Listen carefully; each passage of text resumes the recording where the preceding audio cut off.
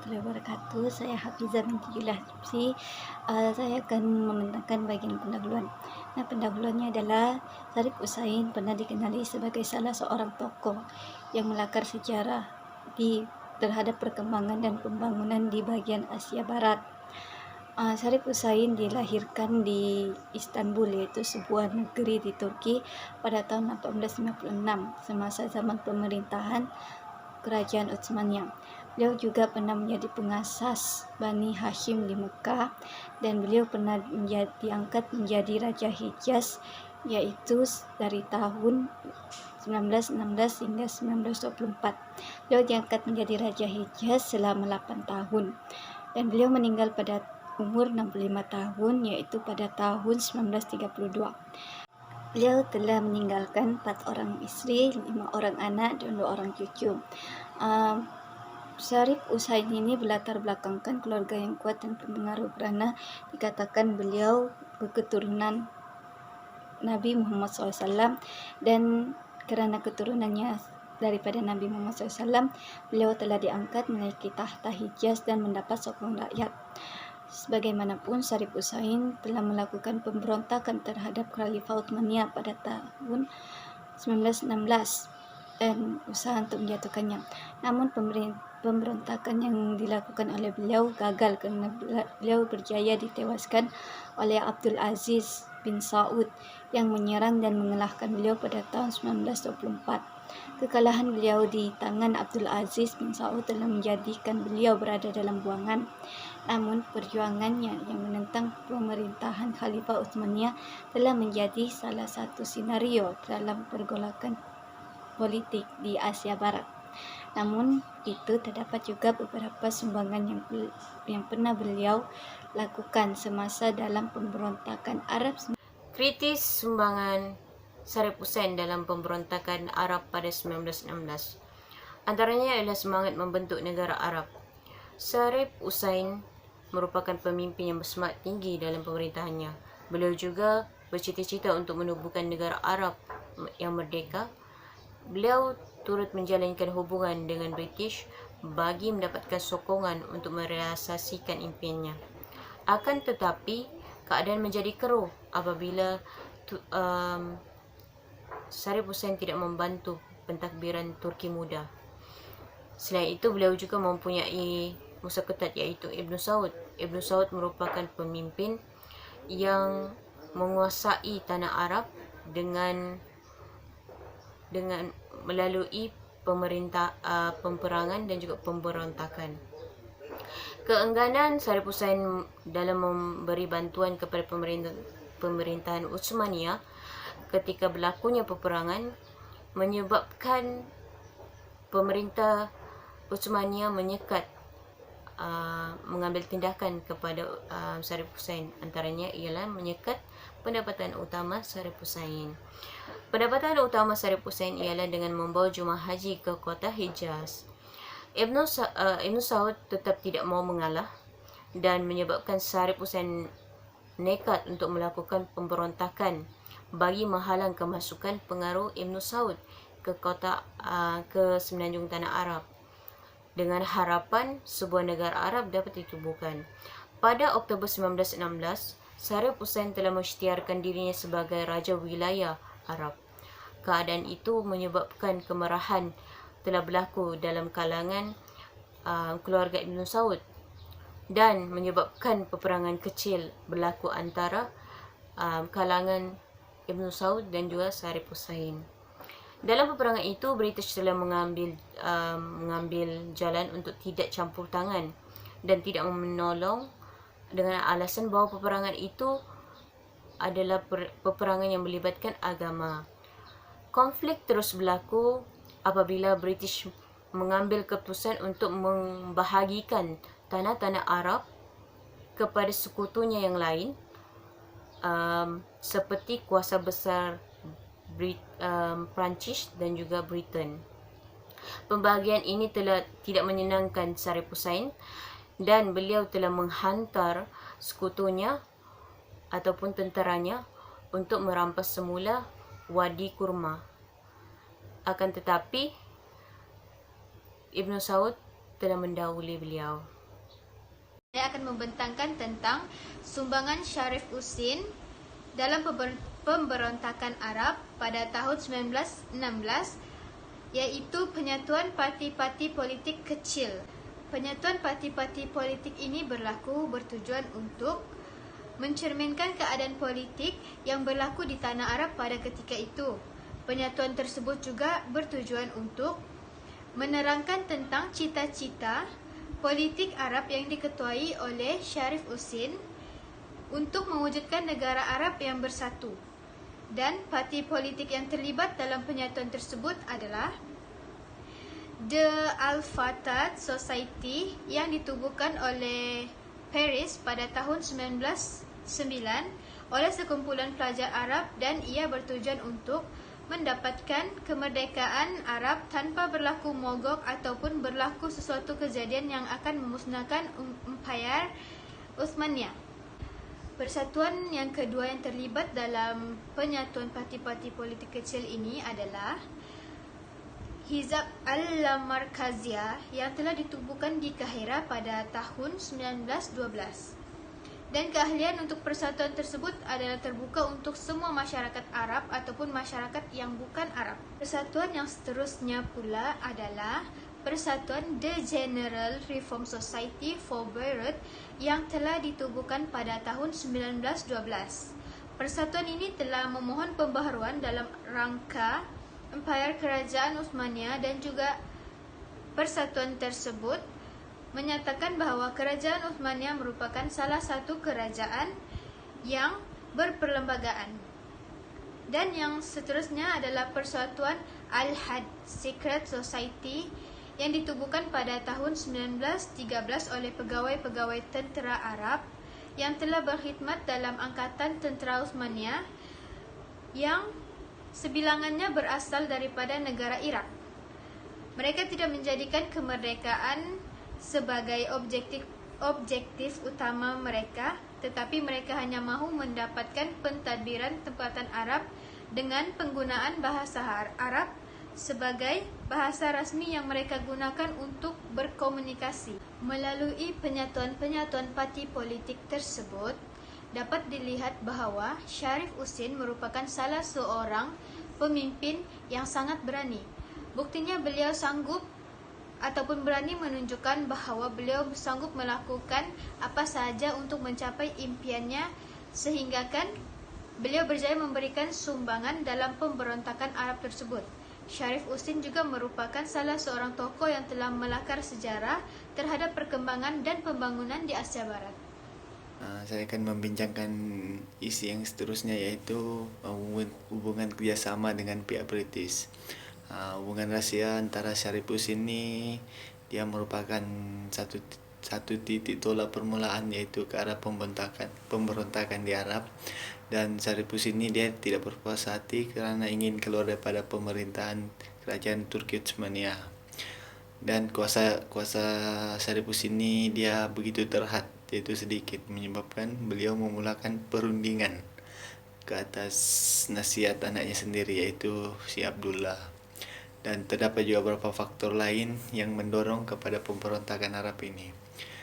Contohnya pada tahun 1915, pada bulan Mac, yaitu Syarif Usin dia mengirim anaknya, yaitu Faisal, di mana Faisal ini dia bergabung dengan Jamila Arabia Fatah yang bertujuan untuk mengumpulkan kekuatan bagi menentang kerajaan Turki Utsmaniyah. Jalinan kerjasama hubungan melalui persuratan di antara McMahon dan Syarif Usin. Dia banyak membantu beliau kerana Sir Henry McMahon merupakan pesuruhjaya tinggi, yaitu pesuruhjaya British di Mesir pada waktu itu. Contohnya surat pertama ini dia ditulis kepada McMahon bagi mendapatkan sokongan dan bantuan untuk membebaskan wilayah-wilayah Arab daripada pentadbiran kerajaan Turki Utsmaniyah, serta menggabungkan wilayah-wilayah tersebut di bawah pentadbiran beliau. Oleh itu, British ni merupakan sebuah pihak yang licik untuk mengambil peluang dalam memecah belahkan tanah Arab agar tidak lagi bersatu dalam melakukan penentangan kepada pihak British.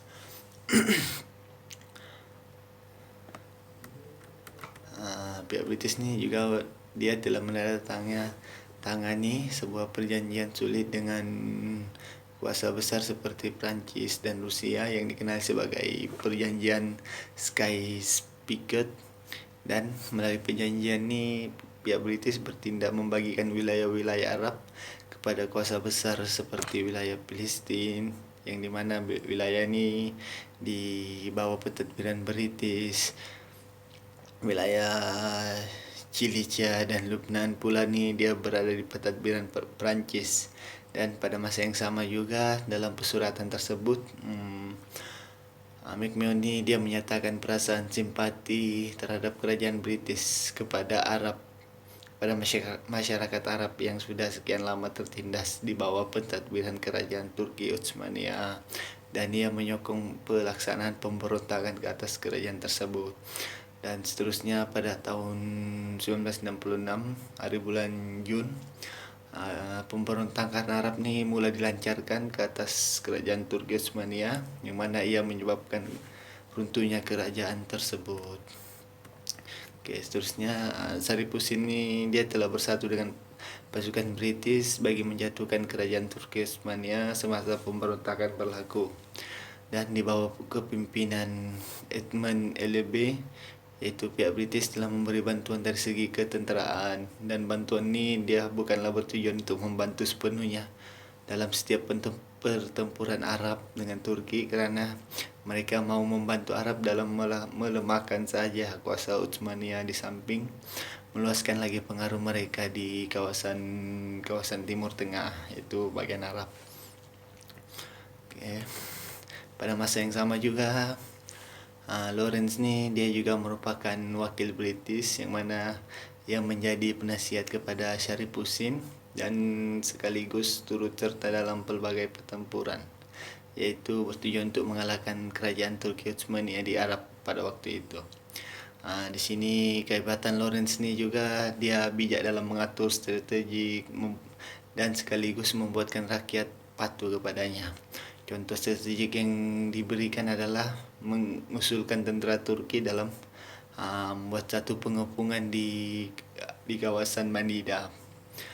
Dan tentera dari pasukan Sharif Husin juga dia bersama dengan bantuan British, khususnya mereka bergerak ke landasan kereta api, yang mana landasan ini dia menghubungkan Turki dengan Hijaz dan dibangunkan untuk memudahkan perjalanan.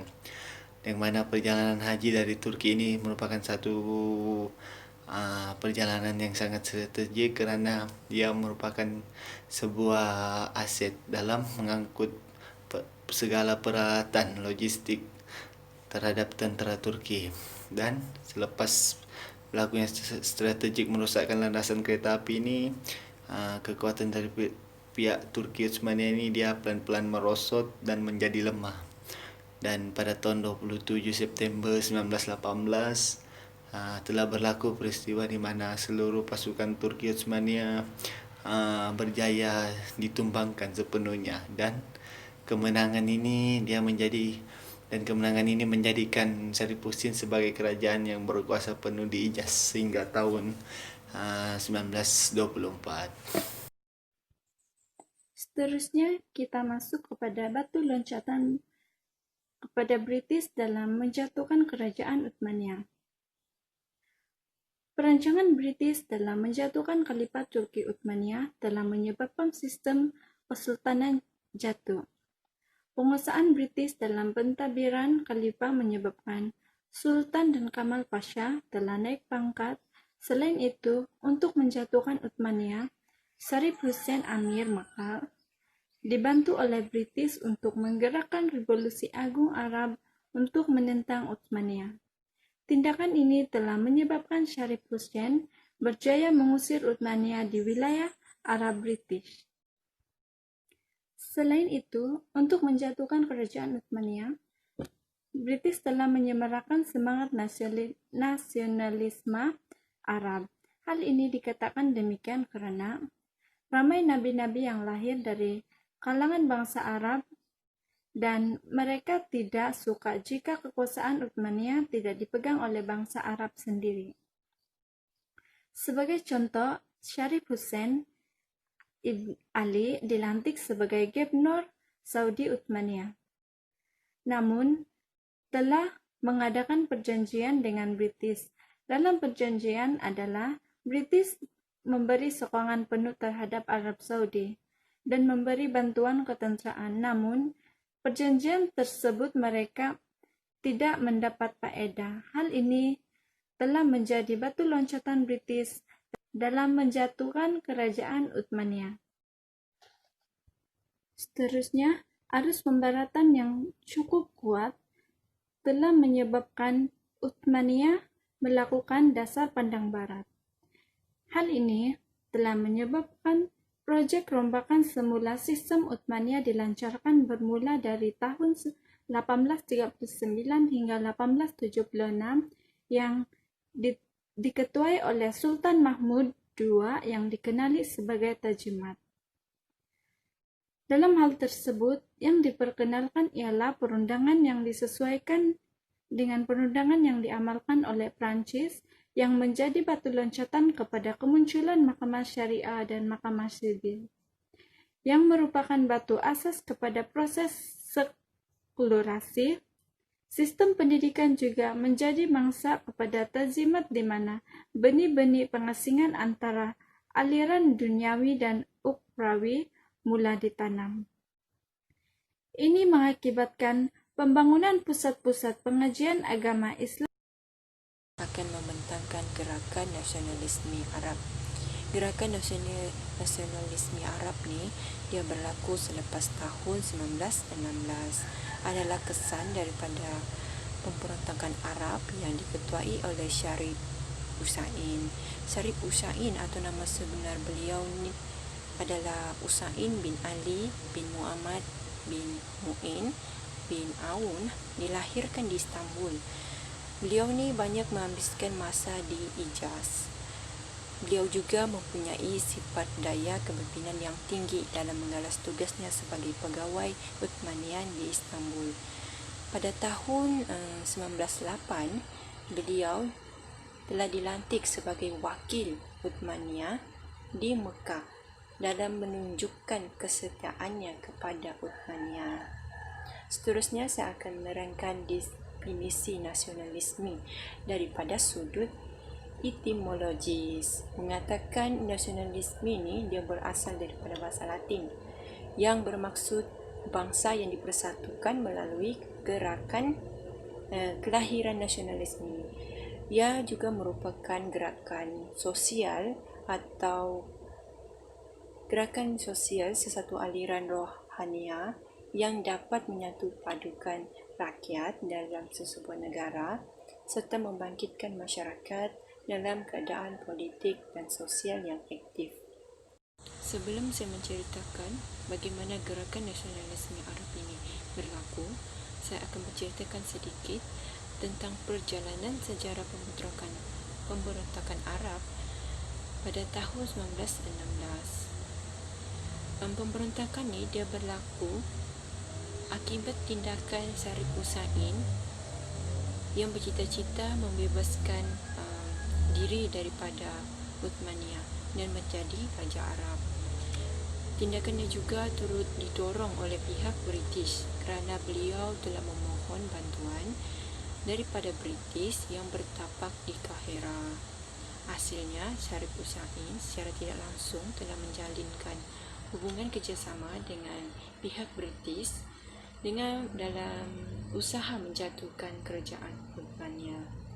Dalam usaha menjatuhkan kerajaan Uthmaniyah ni, pihak British telah merancang untuk menguasai tanah Arab tanpa pengetahuan Sharif Hussain kerana pihak British telah menjanjikan apabila tewasnya kerajaan Uthmaniyah, Sharif Hussain ini akan ditabal sebagai Raja Arab.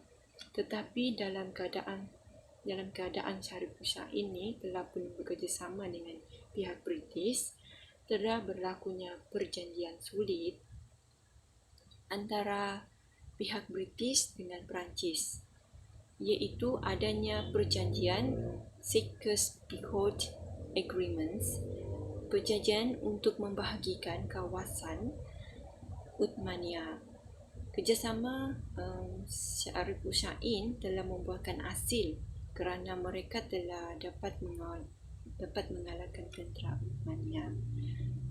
Selepas perang, British telah mengambil pendekatan selamat lantaran janji yang berbagai dalam kalangan pemimpin Arab. Syarif Hussain telah mengisytiharkan dirinya sebagai Raja Arab namun dibantah oleh Ibnu Saud. Namun, British hanya membiarkannya kerana menganggap ia hanya urusan dalaman Arab. Akhirnya, Syarif Hussain dibuang ke Jordan manakala Ibnu Saud wujud sehingga sekarang. Kesimpulan yang dapat dilihat adalah cita-cita yang tinggi dan anti Turki telah menyebabkan kerugian yang besar kepada Syarif Hussain kerana ia tidak memberi keutamaan kepada perpaduan Islam dan Khalifah. Kelemahan dalaman Khalifah Uthmaniyah dan umat Islam telah membawa kekalahan dalaman kepada umat Islam tersebut. Namun, dalam masa yang sama ia juga membentuk gerakan nasionalisme Arab sehingga ia membangkitkan lagi semangat juang mempertahankan tanah Arab daripada penjajah asing. Sebagai kesimpulannya, perhubungan Syarif Hussain dengan pihak British telah membawa kerugian kepada orang Arab. Perhubungan inilah yang membawa kepada perubahan bentuk Asia Barat. Matlamat Syarif Hussain yang ingin membina kerajaan Arab Islam dengan menjatuhkan kerajaan Empayar Uthmaniyah telah membawa kepada kejatuhan beliau sendiri. Permulaan hubungan British telah menyebabkan beliau mendapat beberapa kawasan yang lebih kecil. Kejatuhannya di tangan Ibn Said juga telah menamatkan kuasa pemerintahannya di tanah Arab.